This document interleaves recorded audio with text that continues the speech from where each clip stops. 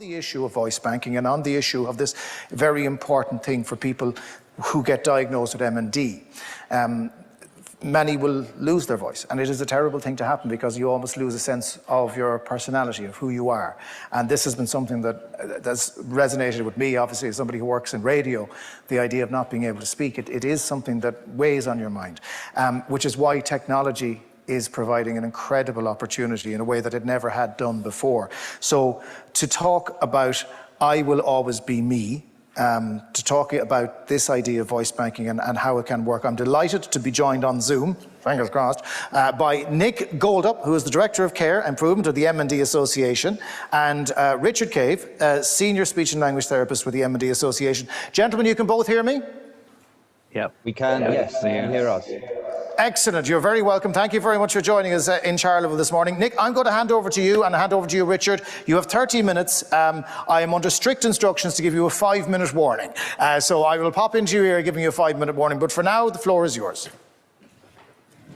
Thank you very much, and thanks for having us. Hopefully you can hear us okay and see us okay. It would be slightly ironic talking about technology if you couldn't, but I'm really pleased to be here to talk to you today. I'm going to share my screen and share some slides. So this is the first trick. Hopefully this works for you and you can see that. I've got no idea whether you can see that, but hopefully you can. Come here, I heard your news. Congratulations. Okay, so firstly, yes, it's a delight to be here today to talk to you about technology and how we've been working over here in the UK, in England, Wales and Northern Ireland, I should say, to support those living with MND. I wish I was in the room with you, although the talk of the steps makes me kind of a little bit pleased that I'm not. My name is Nick Goldup. I'm the Director of Care Improvement and a co-founder of the association's Next Generation think tank. And I'm joined by Richard Cave today, who's a world-leading speech and language therapist, I would say, and works with us on some of these projects. Like I said, I've got about half an hour, so I'm going to set the scene for 10 minutes or so, and then Richard's going to sort of bring some of these projects to life with some demonstrations. So this might sound crazy, but what if? So the journey for us started back in 2019 with the help of a trustee of ours at the time, a gentleman called Peter Scott Morgan. Some of you may know Peter. He's pictured in the slide. And he's appeared in some media and has had a real passion for technology. He was absolutely a catalyst and making us sit up and think about the future and how technology can support people with MND, especially as he put it, to thrive and have a better quality of life in the time that they have to battle with MND. But at the same time, it was also a case of being at the right place at the right time. And I picked up the telephone by chance one day to a gentleman called Stuart Moss. Now, Stuart, he unfortunately lost his father to MND back on Christmas Day 2016. But really importantly for this story, he was a leader in innovation at Rolls-Royce and the gatekeeper to a world of big corporates and organizations. But more on that in a second.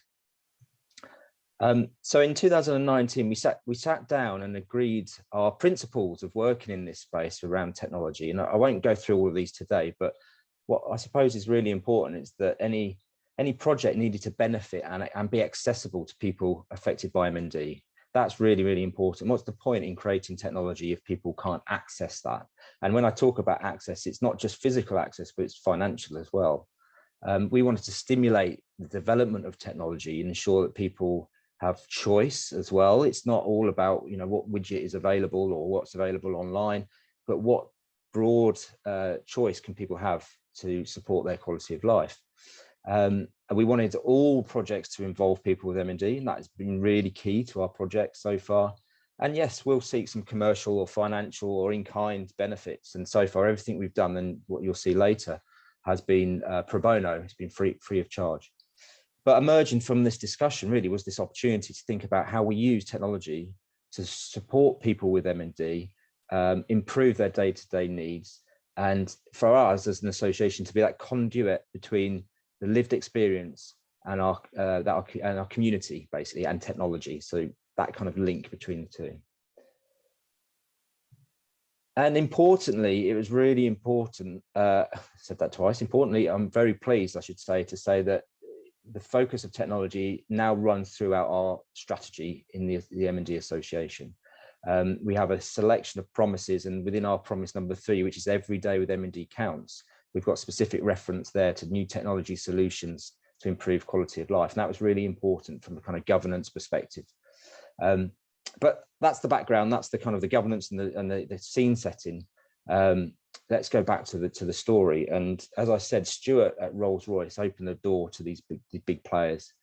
And we use this leverage alongside the powerful MND cause to ignite some real enthusiasm and passion within these companies.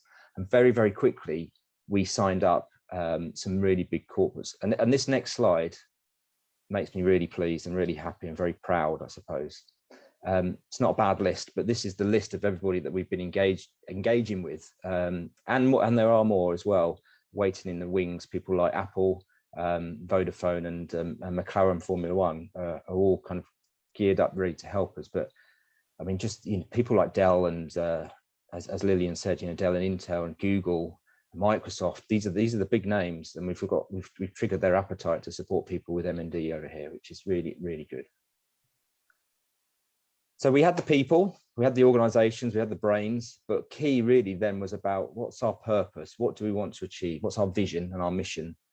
So it came up with a line which was to redefine life with MND together, but essentially this is connecting big tech with lived experience.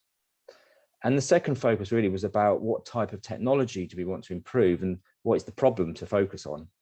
And technology covers a very broad area, as you can imagine: robotics, artificial intelligence, mobility, environmental controls, to name a few.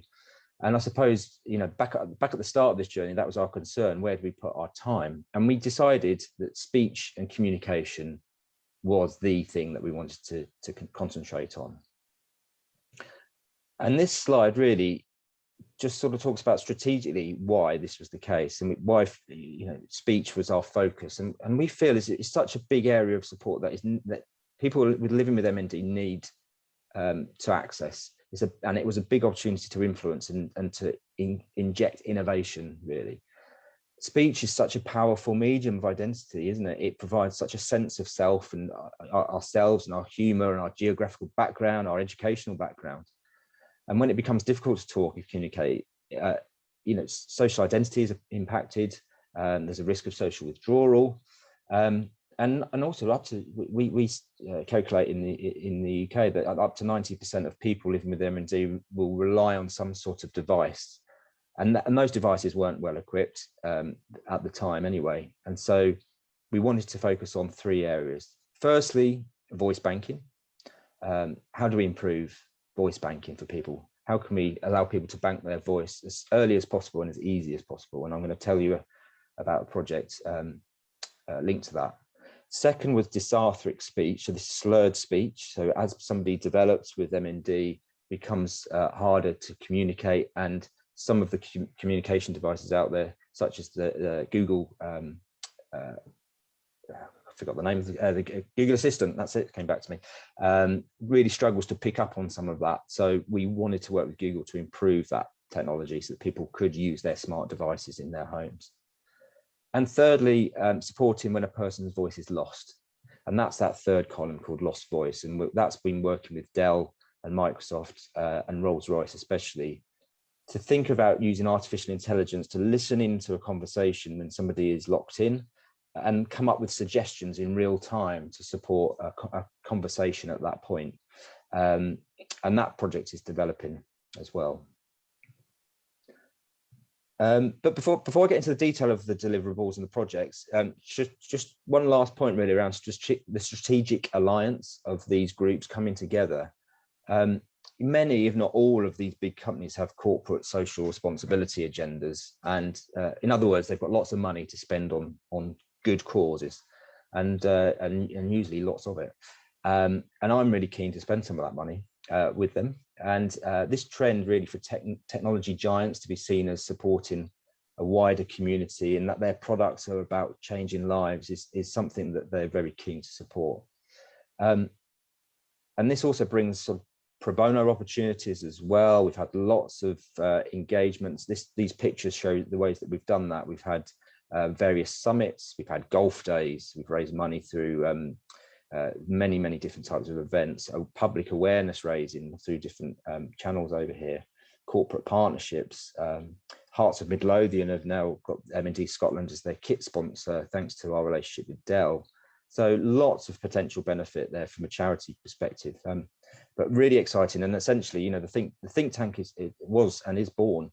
So I'd like to get into a little bit about kind of some of the projects and some of the deliverables, really. And we've had 6 summits really so far at various head offices in the UK, in London, and more broadly.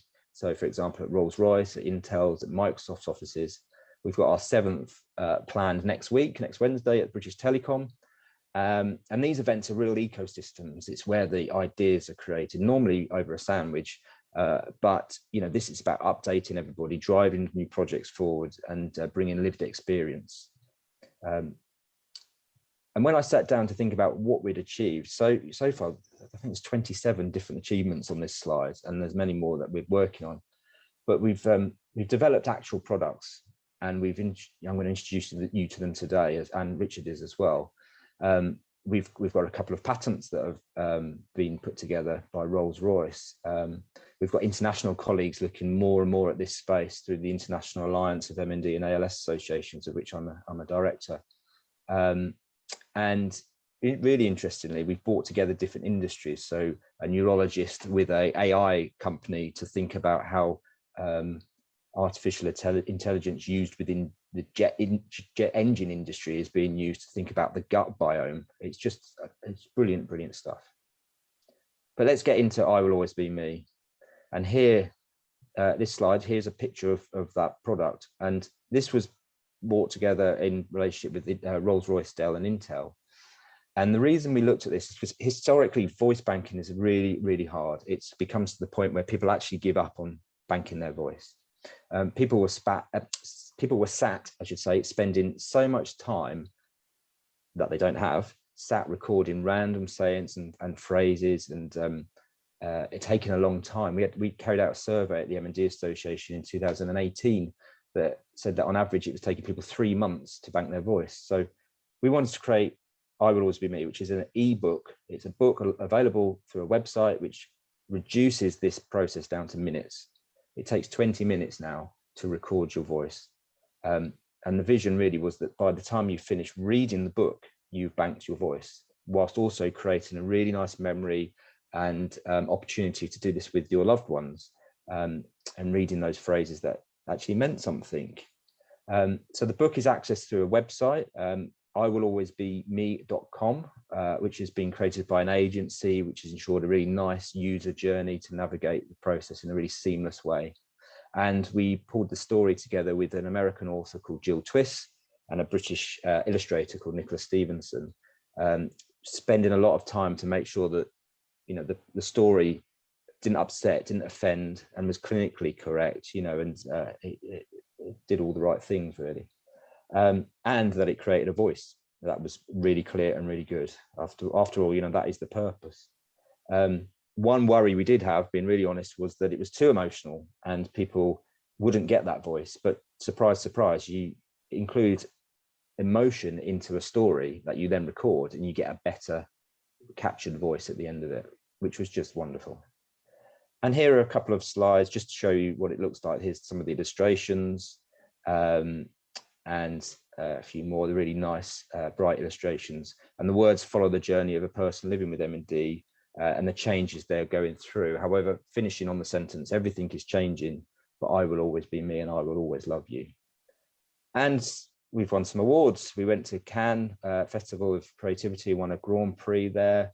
We had lots of media, been on BBC Breakfast talking about this, Forbes magazine there, you can see that on the slide. So really great awareness raising. And but the important thing to say to this audience really is that it's only available in England, Wales and Northern Ireland and Scotland at the moment. But I'm working really closely with Lillian to make sure that by the end of this year we can make it available in Ireland, and that is my goal, and I will make that happen. So thank you. I'm going to just pass you over to Richard now, who's going to talk a bit about some of the work with Google. Hopefully he's there and available.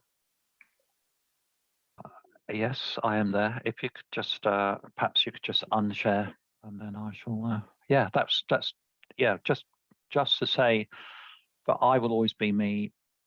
As a speech therapist, I've been very frustrated with voice banking generally because it feels like it's a bit of a technical project, and actually people just want to bank their voice for all the right reasons. They just want to do something positive to preserve a really important part of their identity, and they want to do it now. And so voice banking as a technology has never really been there, in my view, that always needed support. With I Will Always Be Me, it was built with people living with MND from the very start. And so everybody understood what we were talking about here. And I'm very pleased with it, that actually, just like Nick says, that it can be done in a kind of a pretty quick time. Of course, as they can, people living with MD can take as long as they like to bank their voice, and they can do it in multiple sessions, multiple stages. Everything gets saved, everything's safe, and they can do it on their smartphone, they can do it on their iPad, whatever they have, let's use that. So it's built with people living with MND in mind, and this is why I Will Always Be Me is different. Nothing to download, no special software, nothing like that. And if you want to get your phone out now, I know that's slightly unusual in a conference, but if you want to get your phone out now and just type in iwillalwaysbeme.com, it will just appear on your phone. And that's what we're talking about here, making life easier for the people that we really care about. So I'm just going to share my screen. I'm going to talk about another project that the MND Association also partnering with Google on, called Relate. And let me just get the right screen up.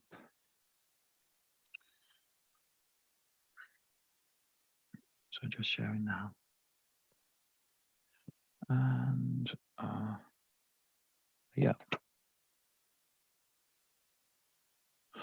So Relate, and I'm hoping that you can see my screen. Relate is an app, and it is a free app, and it actually exists. It's currently not in Europe yet, though it will be. It will be, we hope, in the next few months.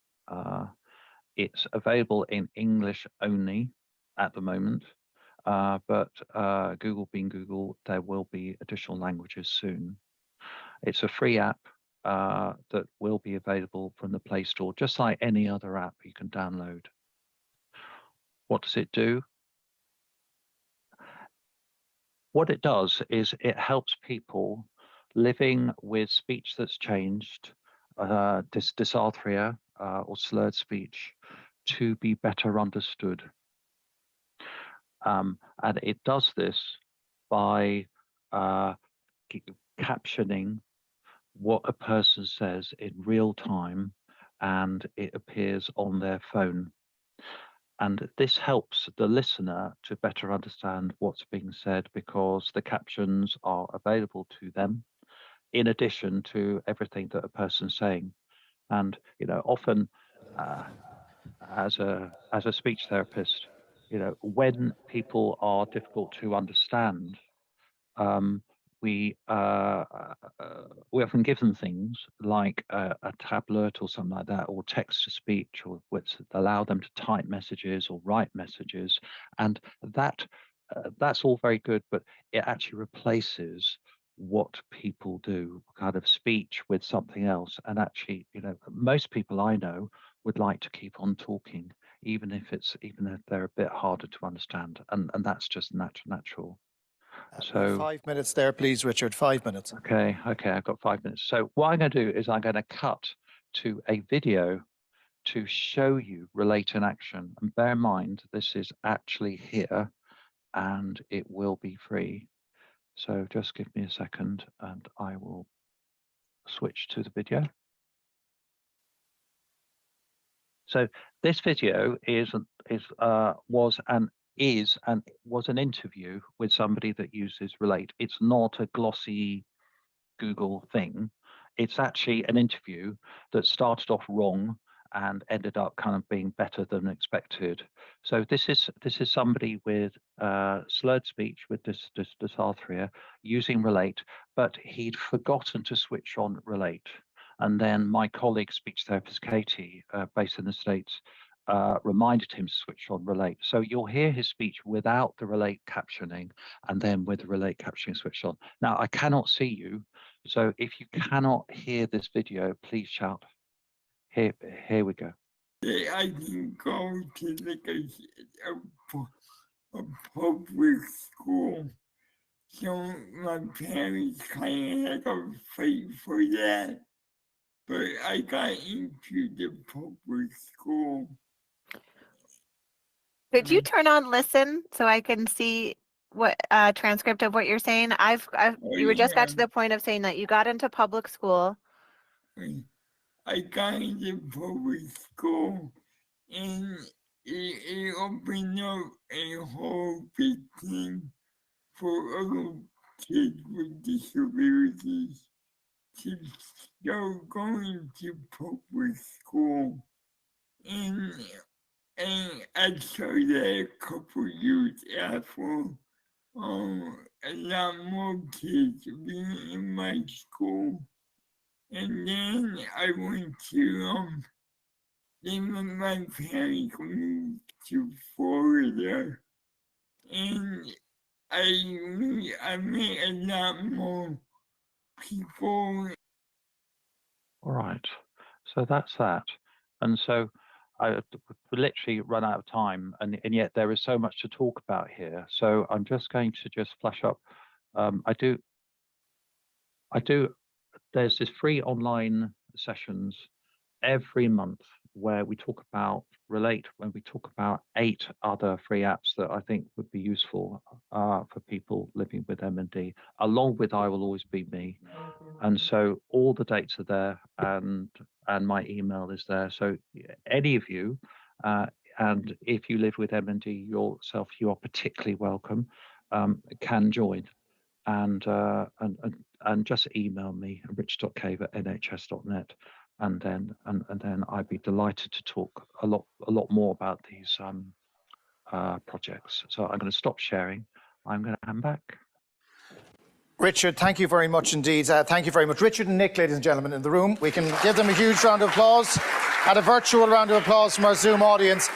What I would like to do now, before we let you go, folks, is throw it open to the floor for questions. Now, if you're watching us on the Zoom, you have the question and answers thing at the bottom, and you can send questions in there.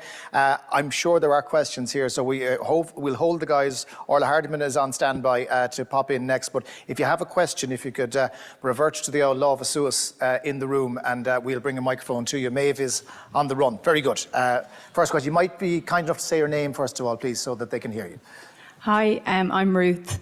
Thanks so much, both of you. Richard, the app Relate, it looked like it was only available on Android. Is that correct? Is it available on Apple or whatever the other alternative is at the moment? Ruth, thank you for asking that question. That is the #1 question that I'm asked, and I'm hoping that one day, Google and Apple and all the rest of them will work together, and it'll be everywhere. From a speech therapist, I would really want it to be available on whatever anyone has, but currently it is only Android.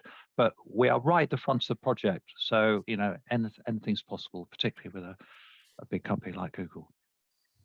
Okay, very good. We have a question. I did mention Orla Hardiman was listening and always pays attention. Good morning, Orla. I will talk to you shortly. Really interesting, thank you. She says, just wondering, with Google involved, where does the data go? So that's a key question, and I suppose it's a very pertinent one, Richard. Of course. And actually, as a representative of the MND Association, as well as working on this Google project, that is incredibly close to my heart, because I do not want any of the vulnerable adults or anybody else that I work with to have their data compromised. So actually, the data privacy is incredibly tight with Relate. And indeed, in the project itself, because I'm part of the project team, we are not even allowed to see any data. We don't see any of it at all. So it's completely locked down. Okay, very good. Thank you for that. We have another question from the floor, do we? Anyone else? Yes, Nave, just next to you there. Yeah. Can I speak into that now? Yeah, is what you call, is motor neuron, is it another form of cancer? To say there's different types of cancer, does motor neuron come under that? My name is Terry Marner. Thank you very much. Terry, I think that's probably a question best for one of the medical teams, I suppose, is in relation to the voice bank. We might put that one to Orla, and that's a common question that we get asked, so I think we might come back to that one. Have we any question on the voice banking? Yes, just the lady in front there, please, Maeve. Maeve is delighted to be getting her steps up because she was in the car all morning. Hi, my name is Nora Leahy. I'm just newly diagnosed, so I was just wondering, is there anything available in Ireland at the moment? Like they're saying it's not available in Europe or Ireland at the moment, so where do we go? Yeah, okay, here? Nick, I might hand that one to you if I can. Well, I'm going to hand it over to Richard because Richard's at the coalface, so to speak, so he'll probably have better understanding. Richard?